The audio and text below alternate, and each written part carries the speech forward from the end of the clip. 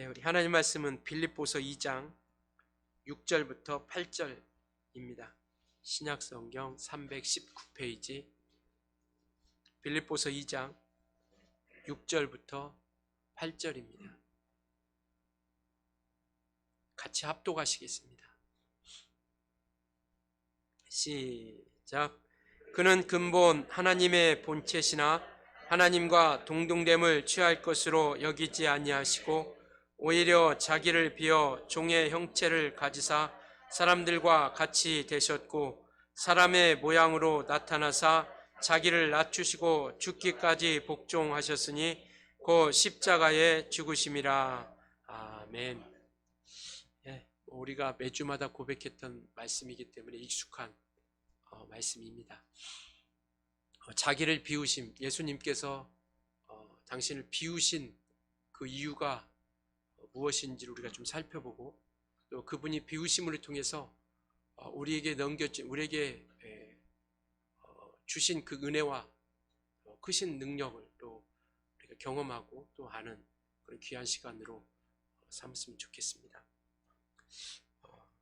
이 본문을 우리가 살펴보기 전에 이 편지를 쓴 이 바울이 옥중서신이거든요. 이 배경을 좀 살펴보려고 합니다. 왜 바울이 이 말씀을 하나님께서 바울을 통하여 우리에게 이 말씀을 주셨을까? 그래서 이 말씀의 배경을 좀 잠깐 살펴보면 이 빌립보서는 옥중서신입니다. 바울이 감옥에 갇혀 있을 때 바울이 빌립보 교인들에게 쓴 편지죠. 그래서 바울이 복음을 증거하다 이제 감옥에 갇힌 그 소식을 이 빌립보 교회 성도들이 듣게 된 겁니다. 그 소식을 듣고 감사하게도 이들이 두려워하거나 흩어진 것이 아니라 원망하고 불평한 것이 아니라 더욱더 복음을 증거하는 교회로서의 거듭남의 역사가 다시금 일어나기 시작한 것이죠. 그래서 바울이 감옥에 갇힌 소식을 듣고 더욱더 힘을 다하여 이 빌립보 교회는 복음을 증거하기 시작합니다. 근데 그 교회를 복음을 증거하는데 두 부류의 사람들이 생기게 된 거죠. 한 부류의 사람들은 뭐냐면 바울이 이제 감옥에 갇힘으로 인해서 어떤 자기의 지위와 명성과 아니면 자기의 욕망과 욕구를 채우려고 하고 자기의 이름을 내려고 하므로 자기가 바울보다 못하지 않다라는 것을 보여주기 위해서 그것으로 인해서 복음을 증거하기 시작하는 겁니다. 그러니까 감사한 일이죠.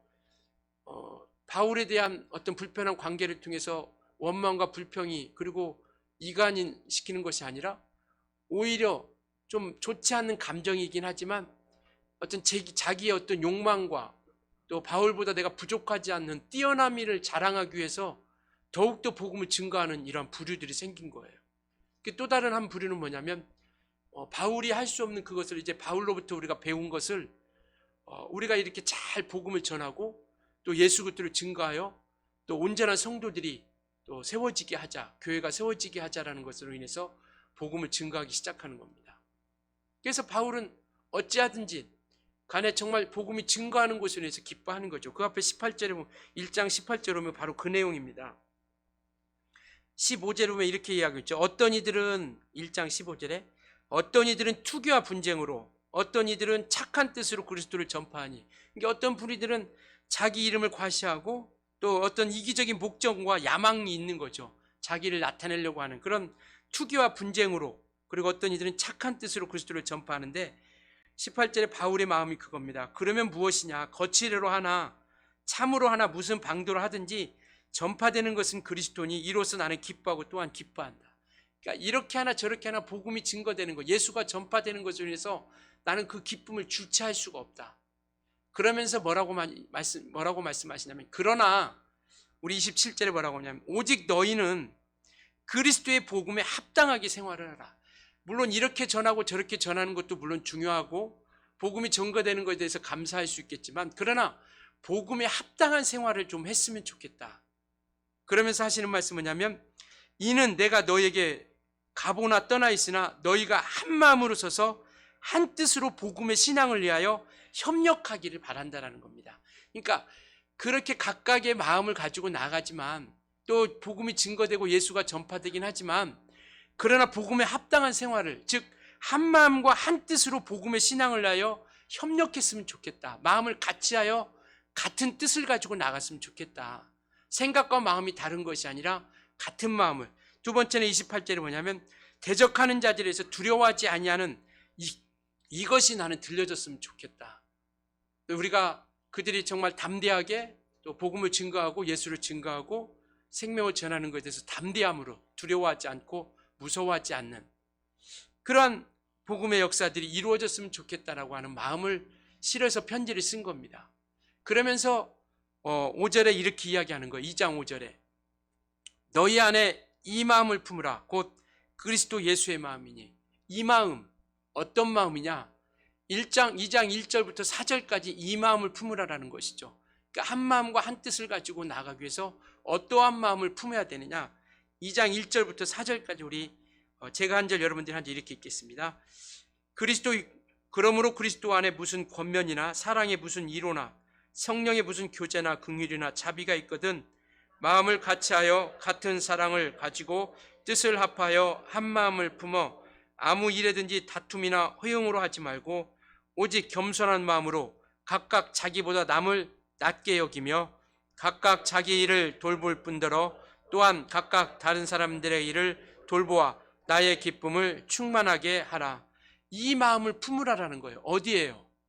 너희 안에. 5절에 이 마음, 지금 1절부터 4절까지 읽었던 이 마음, 겸손한 마음, 남을 나보다 낮게 여기는 마음, 다른 사람들을 돌보는 마음, 같은 마음과 같은 생각, 같은 사랑을 가지고 나가는 이 마음을 품으라. 어디에? 너희 안에. 너희 안에라는 것은 우리 각각의 한 영혼, 심령, 그 심령 가운데 라는 것도 있을 수 있겠지만, 여기서 이야기하고 있는 너희 안에라고 하는 것은 믿음의 공동체를 이야기하고 있습니다. 신앙의 공동체, 즉 빌립보 교회 안에 이와 같은 주님의 마음을 품고 영혼들을 소중히 여기며 귀하게 여기고 또 각각의 성도들을 유해주며 온전히 세워갈 수 있는 그러한 마음을 가질 수 있는 그러한 믿음의 공동체, 신앙의 공동체가 되어졌으면 좋겠다. 그래서 오늘 우리가 매주마다 고백하는 것처럼 이 마음을 품으라. 같은 사랑을 가지고 같은 뜻을 가지고 남을 나보다 낮게 여기는, 지읒이 아니라 시옷입니다. 낮게 여기는, 그리고 우리를 돌아볼 뿐더러 아니라 자기를 돌아볼 뿐만 아니라 다른 사람들을 돌아봐야 된다는 것이죠. 그래서 이와 같이 다툼이나 교회 안에 이와 같은 사랑을 통해서 다툼이나 허용이 아닌, 그리고 남을 나보다 낮게 여기는, 그러니까 이것은 뭐냐면 정말 어떤 우월감이나 자랑이 아니라 섬겨주고 유해주는 것, 그리고 이와 같이 돌본다라는 것은 바라본다라는 뜻을 가지고 있습니다. 그러니까 나만 바라보는 것이 아니라, 나만 유해하는 것이 아니라 다른 사람들도 바라보며 그들의 믿음을 본받고 그들을 칭찬해주고 유해줄 수 있어야 된다는 것이죠. 더 구체적으로 얘기하면 다른 사람들이 받은 은사를 존중해 줄 수 있어야 된다는 겁니다. 그래서 나만 잘하고 있고 나만 바라보는 것이 아니라 다른 사람들의 신앙의 모습, 온전하게 달려가는 그 모습을 우리가 돌아봐야 된다, 바라봐야 된다는 것을 가지고 있는 것이죠. 그래서 이와 같이 우리는 하나님 주신 한 뜻을 가지고 온전한 믿음을 가지고 각각의 주신 사명을 가지고 우리가 나아가게 된다는 겁니다. 그러면서 이 본문은 바로 그거예요. 그럼 예수님은 어떻게 사셨는가? 예수님께서 어떠한 모습으로 이 땅에 오셨는가? 어떻게 보면 예를 들어준 겁니다. 우리 믿음의 공동체, 신앙의 공동체가 이렇게 살아가야 될 텐데, 예수 그리스도의 마음을 가지고 살아갈 텐데, 그럼 예수님은 어떠한 마음을 가지고 이 땅에 오셨고 어떠한 마음을 가지셨는가? 오늘 6절에 그렇게 말씀하고 있잖아요. 그는 근본 하나님의 본체시다라고 이렇게 이야기하고 있습니다. 우리 예수님은 어떤 분이시냐? 하나님의 본체시다라는 것이죠. 하나님과 동등하신 분이시다라는 겁니다. 그런데 그가 동등됨을 취할 것으로 여기지 않고 자기를 비워 종의 형체를 가지고 사람의 모양으로 이 땅에 오셨다는 것을 말씀하고 있습니다.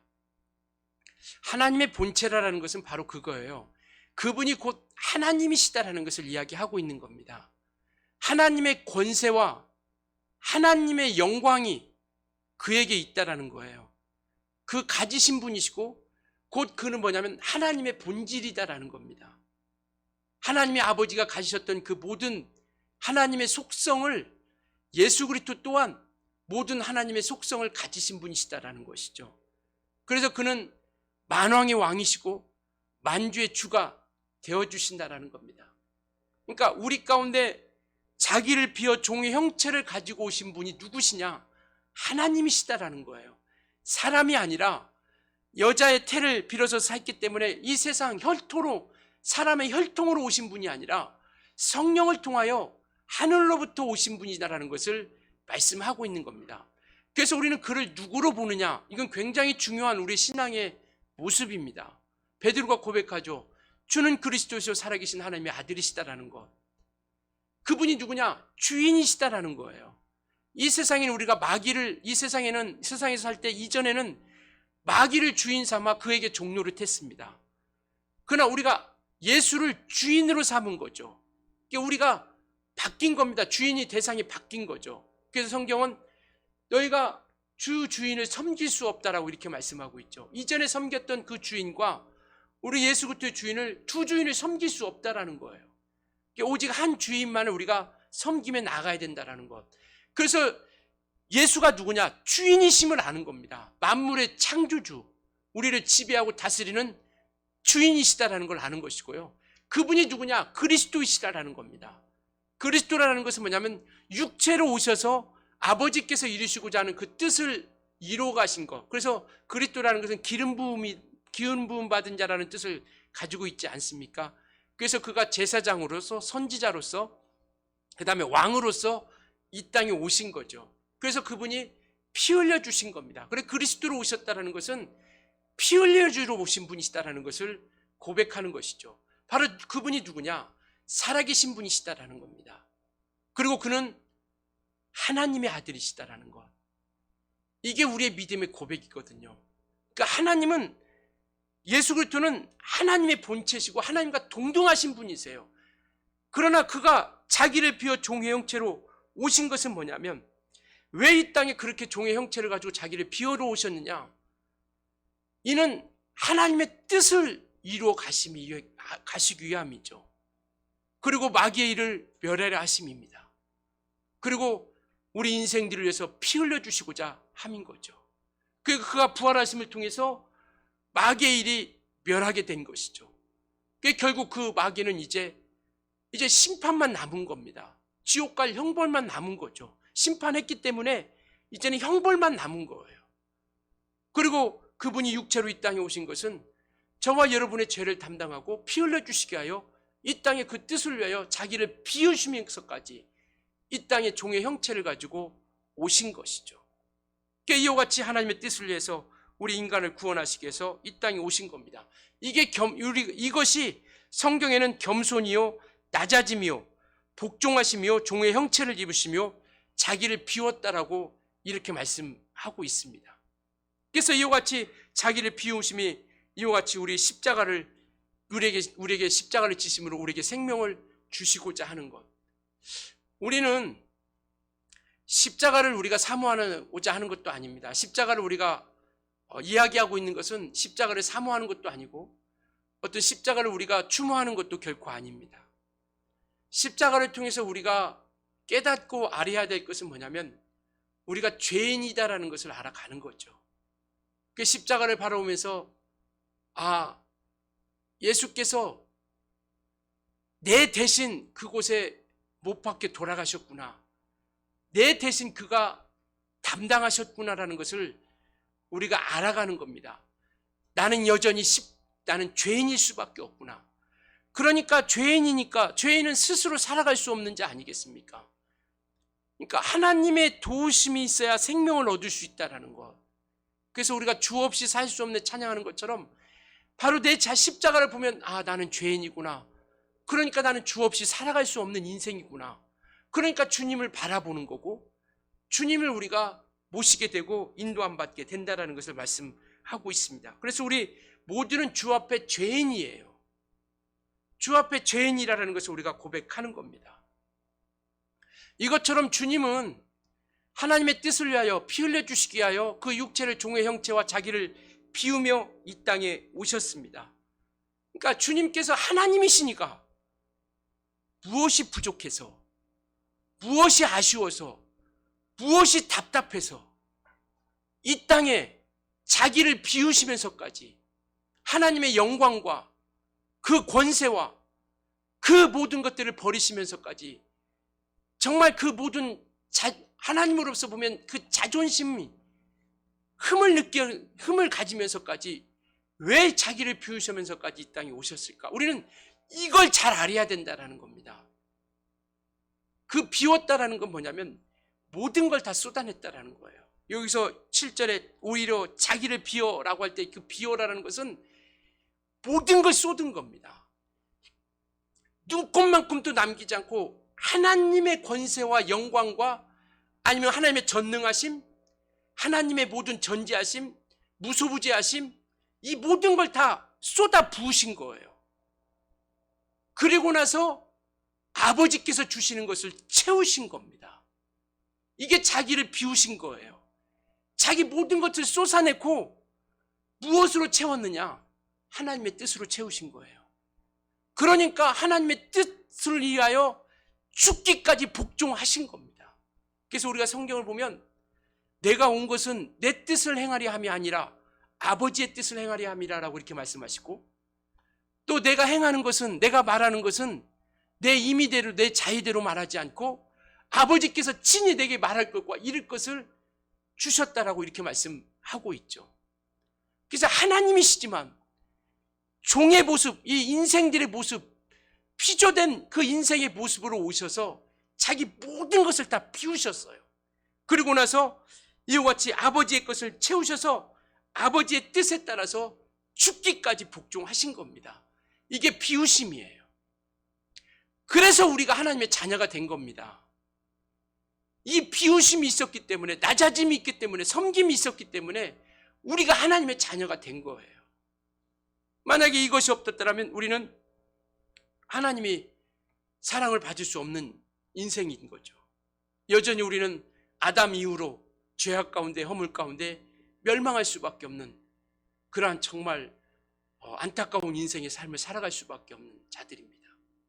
그러나 예수께서 이 땅에 오시 그 겸손함과 비우심으로 우리 인생들에게는 큰 축복이 된 것이죠. 그가 영광과 권세를 내려놓으심으로 말미암아 섬김의 자리에 앉게 되었고, 그 섬김의 자리를 통해서 우리가 하나님의 은혜와 생명을 얻게 된 것이죠. 이 비우심을 우리가 잘 알자라는 겁니다. 결론부터 말씀드리자면 이 비우심을 알고 우리가 이 마음을 가지고 우리가 온전한 합당한 복음의 삶으로서 우리가 살아가기를 바라고 있는 것이죠. 우리가 예수님의 마음을 안다면, 그 비우심의 이유를 안다면 우리는 교만할 수 없는 거죠. 우리 스스로 잘난 척하면서 우리가 스스로 살아갈 수 있다라고 말할 수 없는 거죠. 그래서 우리는 그러한 믿음 가운데 자꾸 십자가를 바라보는 겁니다. 이는 곧 뭐냐면 예수를 바라보면서 그 말씀을 우리가, 그 진리의 말씀 가운데 우리가 비춰서 우리 자신을 자꾸 점검해 보는 거죠. 우리가 죄인에게 살 수 있는 길이 뭘까? 내가 연약한 자에게 살 수 있는 길이 뭘까? 하나님의 그 정말 모든 것들을 내려놓은 것처럼 하나님이시니까 피조된 인생의 모습으로 오셨다는 것. 비유가 적절할지 모르지만 우리가 사람의 삶을 살다가, 인생의 삶을 살다가 갑자기 지렁이의 모습으로 살아가, 지렁이의 고통을 감당하려고 지렁이의 모습으로 살아간다는 것. 이게 쉬운 어떤 선택이나 쉬운 삶일 수 있겠느냐라는 것이죠. 하나님이시니까 피조된 모습으로 온다라는 것, 창조하시니까 피조된 종의 모습으로 온다라는 것, 사람이 처음부터 개미였다면, 지렁이였다면 불편함을 모를 겁니다. 근데 사람으로 살다가 개미가 같이 돼서 개미의 고통을 감당한다? 지렁이와 같아서 지렁이의 모습을 감당한다? 이게 얼마나 고통스럽고 아픈 일이겠느냐라는 것이죠. 자기를 비운다라는 것은 바로 이겁니다. 그렇기 때문에 우리가 이것을 안다라면 우리가 교만할 수 없는 거죠. 1만 달란트 비유에서도 말씀하고 있는 것처럼 1만 달란트 빚진 탕감받은 자가 100데나리온 자에게 꾸짖고 책망하고 갚으라고 말할 수 있겠느냐라는 겁니다. 만 달란트가, 만 달란트는, 이게 한 달란트는 뭐냐면 6천 데나리온이에요. 6천 데나리온. 이게 한 데나리온은 노동자, 장정의 노동자 하루의 품값입니다. 그러니까 한 달란트가 6천 데나리온인데 1만 달란트라고 하면 어마어마한 겁니다. 우리가 계산이 안 돼요, 계산이. 그런데 그것을 우리가 탕감받은 자인데 100데나리온, 내게 100데나리온 빚진 자, 만 달란트도 안 된 100데나리온 빚진 자에 가서 우리가 꾸짖고 책망하고 감옥에 갇히라라고 말할 수 있겠느냐라는 것이죠. 그러니까 우리가 주님의 마음을, 교회가 이 마음을 품고 온전히 나아가야 된다는 것을 말씀하면서 이 본문의 말씀, 저와 여러분이 읽었던 이 말씀을 하고 있는 겁니다. 주님이 이렇게까지 우리를 사랑하셔서 낮아지셨는데, 그러니까 당연히 이 교회가 오늘 2장 1장부터 4장 나와 있는 같은 사랑과 같은 마음과 같은 뜻을 통하여 남을 나보다 낫게 여기고 사랑해 주는 것, 이게 온당히 복음에 합당한 믿음의 삶이라는 것을 오늘 우리에게 말씀하고 있습니다. 그래서 예수 그리스도는 이 땅에 오셔서 예수님이 비우심을 통하여 아버지 것을 채워가신 거죠. 채우신 겁니다. 그래서 아버지께서 내게 주신 그 이름을 채우셨고, 하나님의 영광을 채우셨고, 진리를 채웠고, 아버지의 뜻을 채웠고, 바로 그와 같이 하나님의 능력을 채워가심으로 말미암아 이 땅에서 그 아버지의 일을 행하신 거죠. 그래서 그는 육체의 제한도 받습니다. 시공간을 제한을 받아요. 그리고 여러 가지 피곤하기도 하고 먹을 것이 있어야 되고 이와 같은 고통과 아픔을 당합니다. 그렇지만 아버지 것을 채우심으로 말미암아 아버지의 뜻을 이루어 가셨다라는 것을 말씀하고 있습니다. 비움이라는 것은 바로 그겁니다. 우리의 신앙생활도 비움으로부터 시작되어지는 것이죠. 비움은 이렇게 아픔이 있는 겁니다. 두려움이 있는 거죠.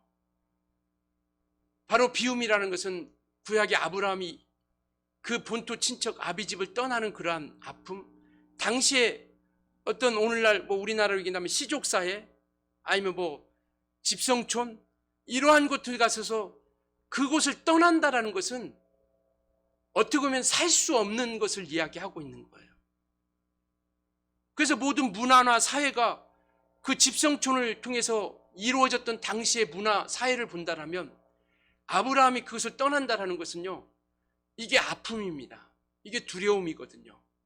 비움이라는 것은 이와 같이 아픔의 두려움이라는 것이죠. 우리 자신을 비워간다라는 것.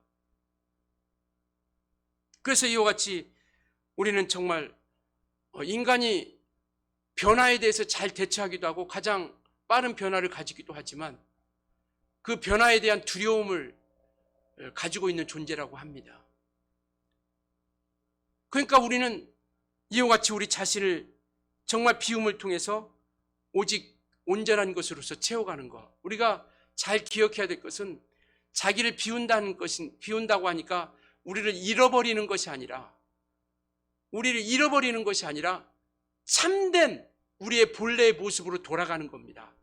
우리를 비운다라는 것은 우리를 잃어버리는 것이 아니라 참된 본래의 모습으로 돌아가는 거죠.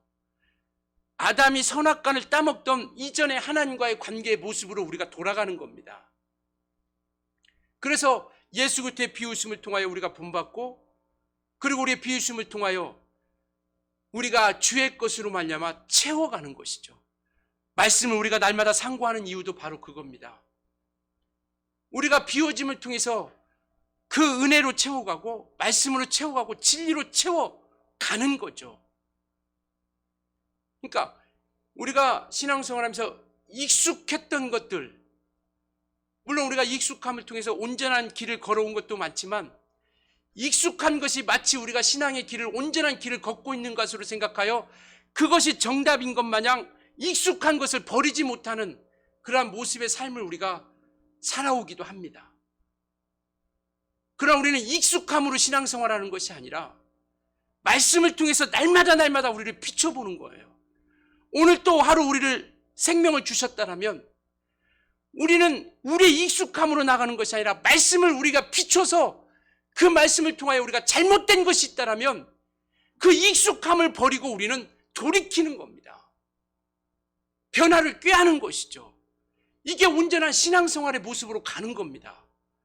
말씀을 듣는 것으로만 끝나는 것이 아니라 그 말씀을 내가 비춰봐서 내가 온전히 가고 있는 건가, 잘 가고 있는가, 잘못 가고 있는가를 비춰봐서 잘못 가고 있다면 그 말씀에 내가 몸을 실어서 그 말씀 가지고 내가 움직이며 나아가는 것이죠. 그래서 익숙함이 우리의 온전한 신앙생활이 아니다라는 것을 우리가 좀 기억했으면 좋겠습니다.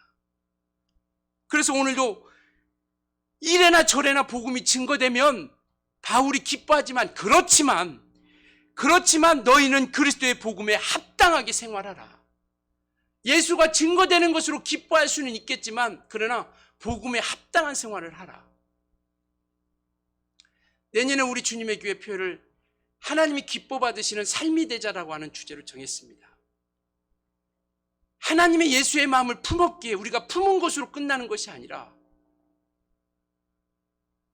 정말 이 마음을 우리가 가졌어요. 예수 그리스도가 어떤 마음인지 가졌습니다. 우리를 향하신 마음이, 그리고 우리가 어떻게 행하기를 바라는 마음인지를 우리는 알았어요. 그렇다면 이제는 삶이 예배가 되는, 로마서 12장 말씀처럼 삶이 예배가 되는 거룩한 삶으로서 하나님이 기뻐하시고 우리를 받으심직하게 그러한 온전한 믿음의 삶으로서 걸어가자라는 겁니다. 구약의 제사를 드릴 때는요, 그 향기로서 주님이, 하나님께서 흠향하셨다라고 이렇게 말씀하고 있어요. 제사를 받으셨다는 것은 그 고기를 태우는 그 향을 하나님께서 흠향하셨다라는 겁니다. 그게 받으시는 거예요. 오늘 우리의 믿음의 삶을 하나님이 받으시게 하자라는 것이죠. 우리는 예수 그리스도의 마음을 품었기에 하나님의 마음을 알았습니다. 그러면 하나님의 마음은 하나님의 마음이고 예수님의 마음은 예수님의 마음이고 내 마음은 내 마음이 아니라 예수님의 마음을 우리 안에, 그리고 우리 교회 안에 품어서 이제는 하나님이 기뻐 받으시는 삶으로서 가자라는 거죠. 인정하시는 삶의 예배가 되게 하자라는 겁니다. 그래서 하나님이 기뻐 받으시는 삶이 되자. 그래서 한 발짝 한 발짝 우리 삶으로서 믿음의 길에 들어섰으면 좋겠다라는 겁니다. 왜냐하면요, 우리 각각의 개인은 개인이 아니에요. 사람들이 볼 때는 우리 각각의 영혼 한 사람 한 사람은요, 기독교인 전체입니다. 예수 그리스도인 전체예요. 나를 볼 때 내가 잘못하잖아요. 내가 온전치 못하잖아요. 그러면 사람들은 예수 믿는 것들은 다 저래, 이렇게 욕해요. 그러니까 우리는 내 하나가 내 하나로 족하지 않는다라는 거예요. 내가 그리스도인의 대표입니다, 대표. 그래서 온전한 믿음의 삶을 살아가는 거예요. 그래서 이와 같이 하나님의 것으로 채워가면서 주님의 발자취를 따라가는 겁니다. 왜냐하면 내가 비우지 않으면 주님의 것을 채울 수 없잖아요. 비우지 않으면 주님의 은혜를 채울 수 없어요. 비우지 않으면 그분의 사랑을 채울 수 없습니다. 비우지 않으면 진리를 내 안에 채울 수 없어요. 내 사고와 내 판단과 내 지식이 있는데 하나님의 진리가 내 안에 자리 잡을 수 있을까요? 육체의 정욕과 생각이 있는데 하나님의 진리가, 은혜가 내 안에 자리 잡을 수 있을까요? 그래서 비움이라는 것은 아담이 선악과를 따먹던 범죄하기 이전의 모습으로 돌아가서 하나님과의 온전한 교통, 하나님의 주시고자 하는 모든 것들을 채우는 것을 이야기하는 겁니다. 그래서 자기를 비운다는 것은 하나님의 것으로 채운다는 것이고, 이와 같이 하나님 것으로 채움으로 말미암아 하나님께서 원하시는 그 믿음의 길을 나아갈 수 있다는 것이죠. 비우지 않으면 채울 수 없으니까요. 그래서 비운 곳에 하나님께서 채워주신다는 것을 말씀하고 있습니다. 이용규 선교사님이라고 있는데 그분이 쓴 내려놓음이라는 책이 있습니다. 우리 많이 들어보셨고 읽어보신 분도 계실 텐데요. 그 내려놓음 책에 보면 머릿말에 보면 이렇게 그 선교사님이 써놨습니다. 한번 제가 읽어드릴게요. 우리가 자신을, 그러니까 그 내려놓음이라는 책은 뭐냐면 그분이 선교사로서 몽골의 선교사로 가면서 그 선교사를 하면서 하나님께서 하나씩 자기를 내려놓게 하는 것, 비우게 하는 것, 그리고 자식까지도 내려놓고 비우게 하는 그러한 경험들을 이와 같이 실제적으로 하나님과의 만남의 책을, 그 내용을 이렇게 쓴 책인데요. 그 머릿말에 이렇게 써놨습니다. 우리가 자신을 비우고 하나님의 뜻이 나를 주관할 때 우리의 삶의 영역 가운데 하나님의 순결의 영이 부어지고 우리가 하나님의 축복의 통로로 쓰임받게 된다. 그러니까 우리가 비워지면 비워질수록 하나님께서 채워지기 때문에, 하나님의 것으로 채워지기 때문에 축복의 통로가 되어질 수 있다라는 것이죠. 하나님의 선한 영향력이 우리를 거쳐서 우리 주변으로 확산되는 것이다. 이렇게 하나님으로 채움받은 사람을 통해 하나님께서 하나님 나라를 넓히시고 그분의 영역을 세상 가운데 확장시킨다. 영적 서기에서 비움은 채우기 위한 전제 조건이다. 우리가 우리의 것을 내려놓는 궁극적인 이유는 하나님의 신뢰한 것으로 채우기 위해서이다. 내 속에 옛사람이 죽고 내 안에 그리스도가 살 때 비로소 진정한 성령의 능력이 나타나고 이 능력을 통해 죽은 영혼이 소생되고 하나님 나라가 확장될 것이다. 내 욕구와 계획과 자아를 하나님께 의탁할 때 하나님께서 그분의 영을 내 안에 부으시고 나로 주님 안에서 충만한 자로 세우셔서 내가 일하게 하신다. 비우신다라는 것, 비우심을 통해서 채워준다라는 것. 그 채워준다라는 것은요, 우리가 오해하지 말 것은 뭐냐면 내가 원하는 대로 채워지는 것이 아니라 하나님의 뜻을 위하여 하나님이 원하시는 것으로 채워가신다라는 거예요. 하나님께서 원하시는 일을 위해서. 그러니까 우리의 생각과 다를 수 있고 우리의 마음과 다를 수 있죠. 예수님이 이 땅에 비우심으로 오심으로 말미암아 예수님께서 행하시고 싶은 대로 행하시는 것이 아니라 아버지의 뜻을 행하셨던 것처럼 우리가 비움의 조건은 뭐냐면 하나님의 것으로 채워가기이라는 것을 말씀하고 있습니다. 그래서 우리는 주님의 것으로 날마다 채워가는 거예요. 그래서 말씀과 기도하는 일은 우리는 결코 쉬어서는 안 된다는 겁니다. 왜냐하면 주님의 것으로 채워가고 하나님께서로 채워진 것을 하나님이 도우셔서 우리가 온전히 살아갈 수 있도록 성령께서 우리를 이끌어달라고 기도하는 거죠. 하나님께서 우리를 은혜를 채워주세요. 생명을 채워주십니다. 진리를 채워주세요. 채워주시니까 끝이 아니라 이 채워주신 것을 통하여 우리는 세상 가운데서 하나님 나라 확장과 예수가 증거되고 전파되도록 그리스도의 향기와 편지로서 나타내줘야 된다는 겁니다. 어떻게 보면 우리가 비우면 채워진다라는 것. 그러나 채워진다라는 건 뭐냐면 하나님이 채워주신다라는 거거든요. 우리가 비움을 통해서 하나님의 은혜로 채워주시고 생명으로 채워주시고 능력으로 채워주시고 은사로 채워주시고 소망으로 채워주시고 면류관으로 채워주시고 하나님께서 채워주신다라는 거예요. 그래서 이 채워주심을 통해서 우리는 그리스도의 향기와 그리스도를 나타내는 이와 같이 편지로서 우리가 그 믿음의 삶을 우리가 살아가는 것이죠. 그러니까 억지로가 아니라 내가 이게 나타내겠다 막 내가 결심하고 뭔가 억지로 하는 것이 아니라 신앙생활은 억지나 인색함이 아니라 자원함과 기쁨과 행복감과 소망을 가지고 즐거움을 가지고 나아가는 것 아니겠습니까? 고통스럽지 않다라는 거예요. 떠난다는 것이 아픔과 두려움인 것처럼 그가 아픔과 두려움이 없다라는 게 아닙니다. 그러나 그것으로 인하여 기뻐할 수 있다라는 거죠. 그래서 이와 같이 우리는 진정한 사랑, 진정한 그러한 섬김이라는 것은 자기를 비움으로부터 나타난다라는 것. 그래서 이와 같이 정말 비우지 못하면 채우지 못하고 진정한 사랑과 진정한 섬김도 할 수 없다라는 것을 말씀하고 있죠.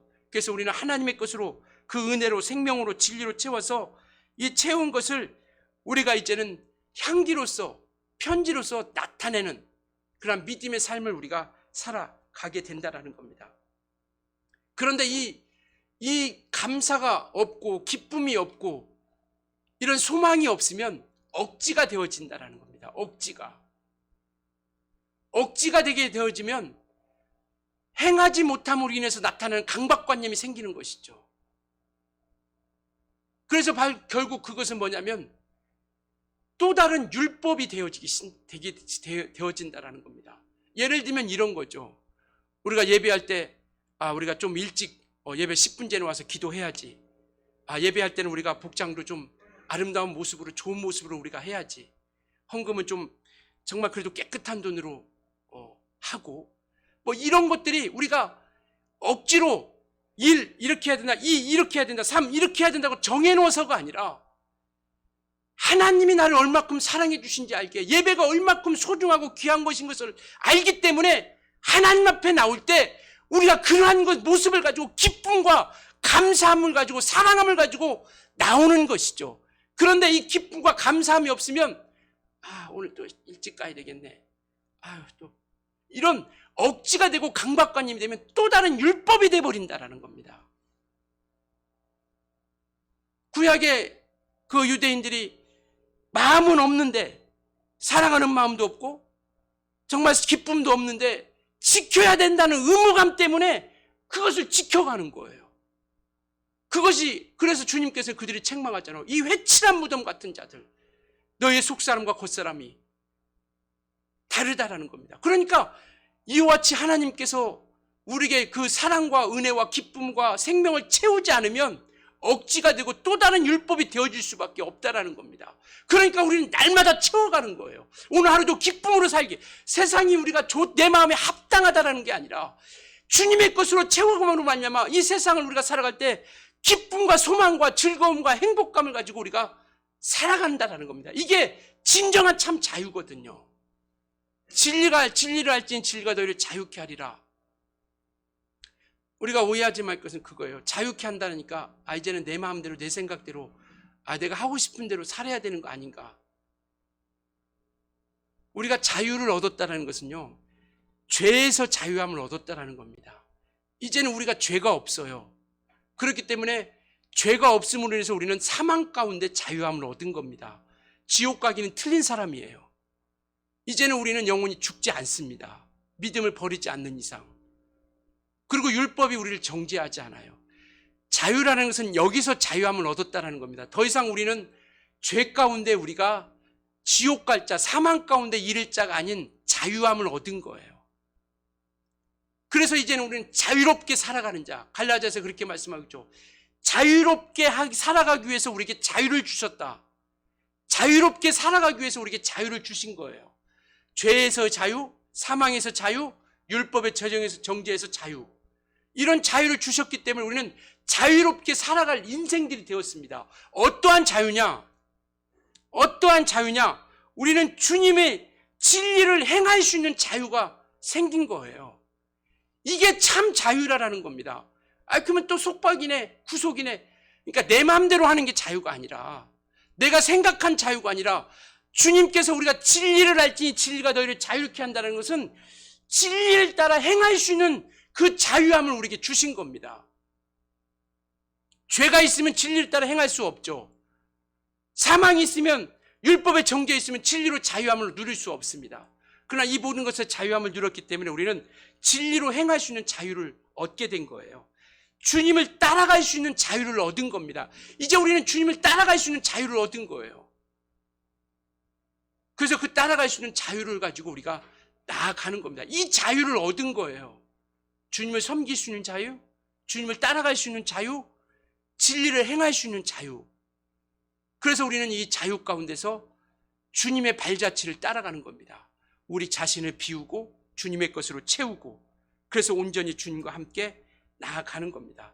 이게 참 자유예요. 이것이 기쁨입니다. 이것이 복이에요. 이와 같은 것이 다시는 우리를 옥죄어 매일 수 없다라는 겁니다. 죄가, 사망이, 율법이 우리를 다시는 옥죄어 맬 수 없다라는 거예요. 그러니까 기쁨을 가지고 우리는 십계명을 지켜가는 겁니다. 이제는 지키기 위한 의무와 책임감이 아니라 자유케 하셨으니 기쁨을 가지고 우리는 하나님을 망령되이 일컫지 않는 것이고요. 그 다음에 우리가 예배를 통하여 진정으로, 신령으로, 진정으로 예배를 드리는 것이고요. 그리고 우리가 우상을 저버리는 것이고, 부모를 공경하는 것이고, 이웃의 영혼을 우리가 사랑하는 것이고, 우리가 거짓 증거하지 않는 거예요. 기쁨으로 하는 겁니다.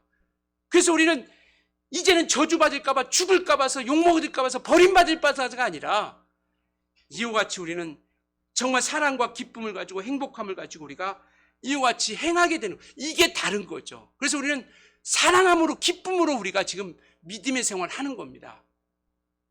사랑하자, 사랑을 하기 위해서는 우리가 오면 악수하고 아니면 눈을 수줍고 이렇게 정했기 때문에 사랑하는 것이 아니라 하나님의 받은 사랑이 있기 때문에 못 견디는 거죠. 그러니까 제가 아까 말씀드린 것처럼 사랑을 채우지 않으면, 하나님으로부터 이와 같이 진정한 사랑을 받지 않으면, 주님이 우리가 비우신 것이 진정한 우리를 향한 섬김이라는 것을 우리가 믿음 가운데, 우리 마음 가운데 가지지 않으면 진정한 사랑과 섬김이 나오지 않는 것이죠. 그러니까 억지가 되는 거죠.